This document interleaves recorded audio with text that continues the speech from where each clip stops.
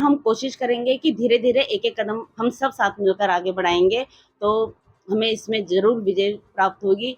और हाथ जोड़ के मैं आज जनता से निवेदन करूँगी कि आप लोभ प्रलोभन में फँसकर अपना मतदान ना करें, सोच समझ कर जो आपको सही लगे उसी का चुनाव कीजिए। और इसके साथ मैं एक ये अपील ये भी करूँगी कि एक अवसर मुझे देकर देखिए, और मैं पूरी कोशिश करूँगी, आपको विश्वास दिलाती हूँ कि आपके सपनों, आपके इसमें विश्वास को मैं खरी उतरूँगी। राष्ट्रीय कदम समाचार सेवा में आपका स्वागत है। रोजाना की तरह आज फिर उत्तराखंड में चल रहे चुनावी महोत्सव में शामिल हैं। आज हम उपस्थित हैं जिला देहरादून की विकासनगर खंड के ग्राम पंचायत डाकपत्थर में। हमारे साथ उपस्थित है हमारी बहन श्रीमती सुभद्रा रावत, जो कि सामाजिक धार्मिक संस्थाओं के माध्यम से लगातार जनता के बीच में है और जनता ने ही इन्हें आज प्रधान पद के लिए मैदान में उतारा है। आइए करते हैं बातचीत हमारी बहन सुभद्रा रावत से। इनके हस्बैंड के पति पूर्व चेतन रावत जी बीडीसी रहे हैं।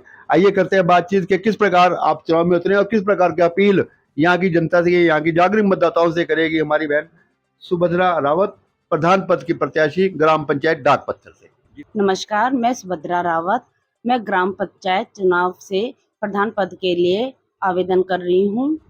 मेरा मुख्य उद्देश्य डाकपत्थर में गांव का विकास और सभी लोगों को सम्मान और सबका साथ लेकर चलना है। कुछ मेरा आज के मुख्य उद्देश्य ये हैं कि आजकल जैसे हम उसके लिए जा रहे हैं प्रचार के लिए, कन्विंसिंग के लिए, तो वहाँ पे बहुत जल भराव, मतलब इतना घास, सांपों का इतना डर हो रखा है। तो मेरा मुख्य उद्देश्य गाँव में साफ-सफाई, स्वच्छता का अभियान चलाना चाहिए। दूसरा, जो सड़कें हैं और जल निकासी की समस्या है, उससे जल भराव हो जाता है, तो उससे सड़कें भी टूटती हैं, उस पे भी विशेष ध्यान देना चाहिए। और आजकल जैसे महिला सुरक्षा में, उसके लिए ध्यान देना चाहिए। और आजकल हम देख रहे हैं जो हमारी युवा पीढ़ी है, वो बेरोज़गार है, उनके लिए स्वरोज़गार लाना चाहिए। और इन सब से मेरे ख़्याल से बहुत बड़ी समस्या नशाखोरी की हमारे समाज में चल गई है, जिससे हमारी जो युवा पीढ़ी है बिल्कुल खोखली हो चुकी है। तो मैं सभी से अब अपील करना चाहूँगी कि नशाखोरी में सबको मिल-जुल कर, बढ़-चढ़ कर भाग लेना चाहिए। और एक हम देखते हैं जो हमारी सरकारी योजनाएँ कई आती हैं, पर उनका जो सही लाभार्थी होते हैं, उन तक ना पहुँचकर कोई और ही उनका लाभ उठाता है। तो हम चाहते हैं उसके लिए हम सही लाभार्थी तक उस योजनाओं को पहुँचाएँ।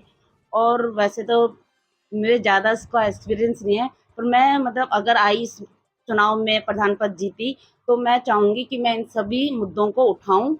और ख़ैर एक दिन में तो ये सब मुद्दे क्लियर नहीं होंगे, पर हम कोशिश करेंगे कि धीरे-धीरे एक-एक कदम हम सब साथ मिलकर आगे बढ़ाएँगे, तो हमें इसमें ज़रूर विजय प्राप्त होगी।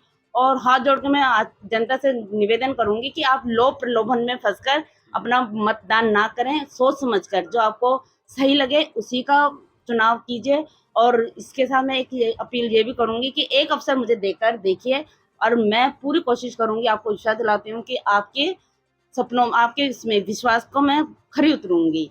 थोड़ा पारिवारिक पृष्ठभूमि में बताइए, किस परिवार से आते हैं आप, परिवार का आपका बैकग्राउंड क्या है राजनीति में और सामाजिक क्षेत्रों में किस प्रकार आपका परिवार शुरू से जनता में समर्पित रहा है, बहन सुभद्रा रावत जी।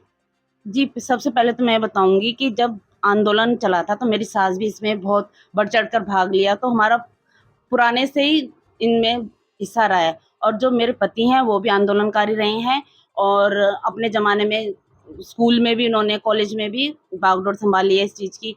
और पूर्व बीडीसी रह के उन्होंने कई कार्य करे हैं, जैसे गरीब लोगों के लिए राशन कार्ड हो, चाहे सड़कों का निर्माण हो, जो योजनाएँ थी, तो घर-घर जाके उनको बताते थे, समझाते थे और उनका साथ देते थे, उनके साथ जाते थे, आते थे। और अभी भी, अभी किसी पद में नहीं है, पर अभी भी कोई अगर इनसे सहायता माँगने आता है, तो उनका भरपूर साथ देते हैं, उनके साथ जाते हैं। क्या बात है, किंतु पति का नाम देती है आप लोग?